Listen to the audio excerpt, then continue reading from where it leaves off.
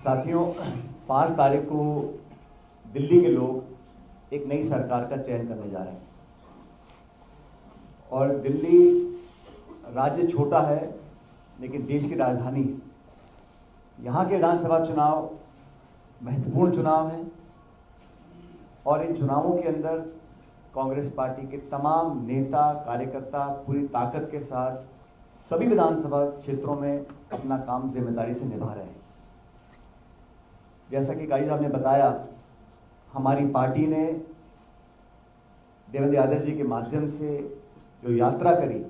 और लाखों लोगों से संवाद करने के बाद जो दिल्ली के क्षेत्र के यहाँ के जो रहने वाले नागरिक हैं, मतदाता हैं, उनकी भावनाएं, उनकी समस्याएं, उनकी पीड़ाओं को देखा, सुना, समझा और बहुत अध्ययन के बाद और नाना प्रकार के विशेषज्ञों के साथ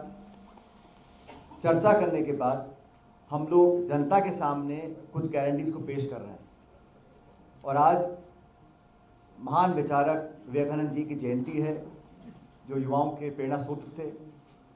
युवाओं की पीड़ा पूरे देश में है और दिल्ली उससे अलग नहीं है। दिल्ली में हमारे नौजवानों के साथ उनके भविष्य के लिए हम लोग क्या कर सकते हैं, इस पर जो राज कर रहे हैं लोग, चाहे वो दिल्ली की राज्य सरकार के लोग हों, केंद्र की सरकार के लोग हों, ना तो उनका ध्यान उस तरफ गया है, ना उनकी मंशा है। और लंबा मौका देने के बावजूद भी दोनों सरकारें, राज्य और केंद्र, इस बिंदु को छूने से परहेज करते हैं। इसलिए हम लोग अपनी पार्टी का पक्ष रखेंगे। लेकिन दिल्ली के अंदर इतिहास गवाह है, जब जब कांग्रेस की सरकार यहाँ पर रही, जितने भी बड़े बड़े शहर दिल्ली के हैं, चारों मेट्रोज हैं, मुंबई है, कोलकाता है, चेन्नई है और दिल्ली, आप दिल्ली को देखेंगे, यहाँ का जो इंफ्रास्ट्रक्चर रहा, यहाँ की जो मूलभूत सुविधाएं थीं उस समय की, जब नींव रखी गई थी, जब विकास हुआ था, पूरे देश में लोग दिल्ली के विकास को अग्रिम मांगते थे। कांग्रेस सरकारों में, शीला जी के राज में जो डेवलपमेंट यहाँ पर हुआ, बिना टकराव के, बिना विवाद के, संपूर्ण ताकत के साथ पूरी सरकार ने यहाँ पर दिल्ली को विकसित किया था। पिछले कुछ सालों में यहाँ का जो वातावरण है वो सिर्फ यहाँ तक सीमित रह गया, किस पे आरोप लगाऊं, किसका बचाव करूं, किस पे कीचड़ उछालूं। केंद्र सरकार, राज्य सरकार, मेरा घर तेरा घर, मेरा वादा तेरा वादा, और अपने आप को स्थापित करने की जो जद्दोजहद दोनों सरकारों की रही, उसमें दिल्ली का ध्यान नहीं रखा गया। खुद के किए गए वादे, जिन लोगों को सत्ता दी, चाहे वो केंद्र की हो चाहे वो दिल्ली की हो, सभी सीटें भाजपा जीतती है। दिल्ली में सरकार आम आदमी पार्टी की है। दोनों सरकारों ने मौका दोनों को मिला, लेकिन जनता दिल्ली की जो है, जहाँ के नागरिक हैं, जो उम्मीद और अपेक्षा रखते थे, वो पूरी नहीं कर पाए हैं। और कांग्रेस एक अपनी ऐतिहासिक जिम्मेदारी समझते हुए बहुत अध्ययन करने के बाद हम एक एक जो हमारी गारंटी है, वो हमारी उसमें प्रतिबद्धता है, विश्वसनीयता है और हमारा जो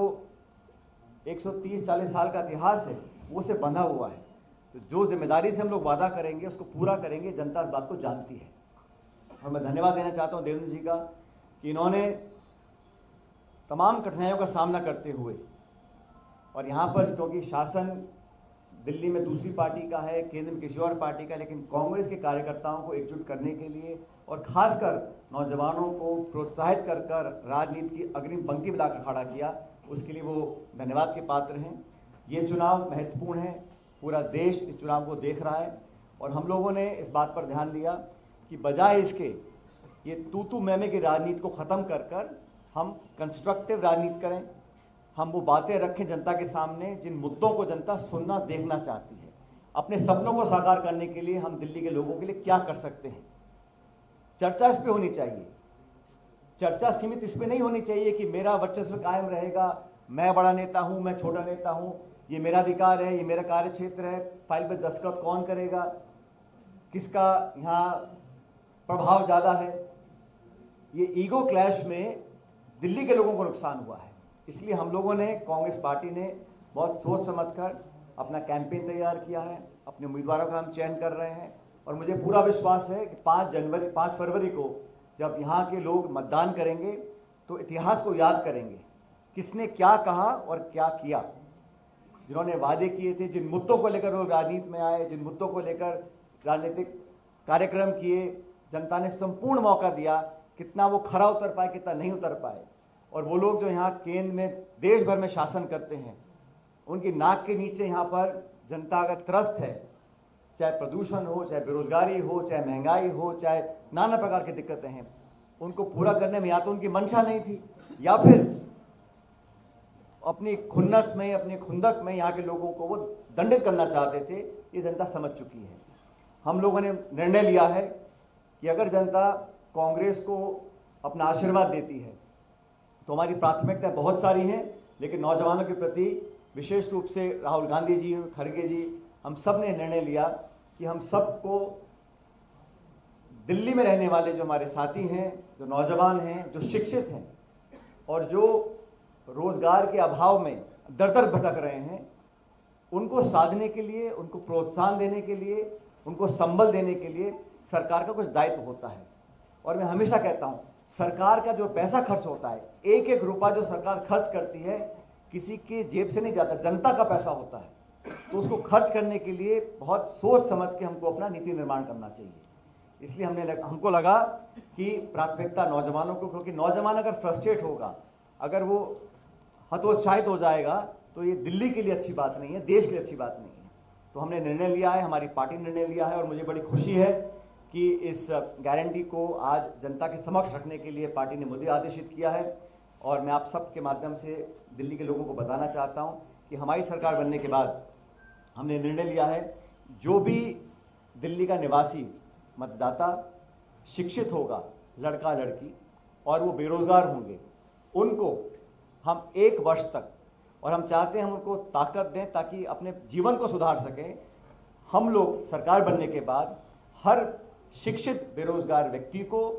8,500 रुपये प्रति माह का उसको हम आर्थिक मदद देंगे 1 साल के लिए। लेकिन ये मदद सिर्फ आर्थिक नहीं होगी, हमारी कोशिश ये रहेगी कि हम उन लोगों को उस क्षेत्र में अब्जॉर्ब करवाएं जहां उन्होंने ट्रेनिंग या पढ़ाई करी है। कंपनियों के माध्यम से, फैक्ट्रीज के माध्यम से, संगठनों के माध्यम से, उनके माध्यम से 8,500 रुपये प्रति बेरोजगार शिक्षित नौजवान को हम देंगे। और हमारी कोशिश रहेगी कि हम दिल्ली में जो उद्योग हैं, फैक्ट्रीज हैं, कंपनीज हैं, उनके माध्यम से वो पैसा दें ताकि वो लोग,